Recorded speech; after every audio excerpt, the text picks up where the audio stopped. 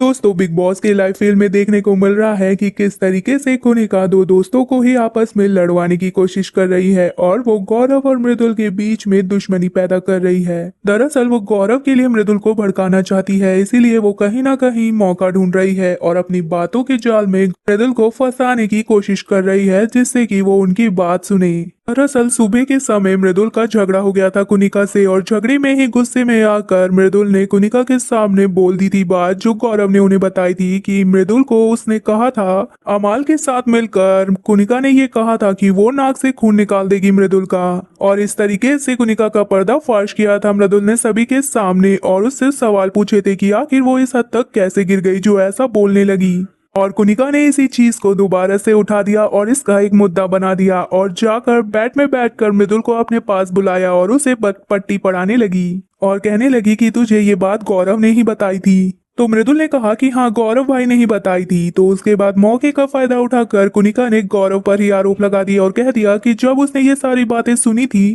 तो उस समय तेरे लिए स्टैंड क्यों नहीं लिया, उसी समय मुझे रोका क्यों नहीं, अगर उसे मैं इतनी गलत लगी थी तो उस समय पर चुपचाप सारी बातें सुन क्यों रहा था वो। क्योंकि जहां तक मुझे पता है अगर मेरे सामने मेरे किसी दोस्त की कोई बुराई करे तो मैं तो उसके सामने उसकी बोलती बंद कर दूंगी और उससे उसी समय भिड़ जाऊंगी। तो क्या तुझे नहीं लगता कि तेरे लिए उस समय गौरव को स्टैंड लेना चाहिए था, ना ही पीछे से चाबी भरनी चाहिए थी जो उसने अगले दिन सुबह करा। और कुनिका ने भड़काने के लिए मृदुल को कह दिया कि जी के बस तेरा अच्छा बना हुआ है, सामने से तो अच्छा बनता है लेकिन तेरे कंधे पर ही बंदूक रखकर चल रहा है वो गेम में आगे। क्योंकि जिस समय तू रोया था ना उसी समय उसने ये मुद्दा उठाया था, उससे पहले उसने ये सारे मुद्दे उठाए नहीं थे। कहीं ना कहीं वो तेरा इस्तेमाल कर रहा है, ये तू समझ नहीं रहा। और कुनिका ने तो गौरव को फट्टू भी कह दिया और कहा कि इसकी हिम्मत अकेले लड़ने की नहीं होती, इसीलिए ये पूरी गैंग को लेकर साथ में चलता है, अगर ये अकेला आए तो हम इसे बताएं। अब दरअसल ये देखने को मिला है कि कुनिका के सारे हथकंडे अपना चुकी है, जिसकी वजह से अब उन्हें कोई भी मौका नहीं मिल रहा जो वो फुटेज ले सके, तो अब वो इसी चीज को मुद्दा बना रही है।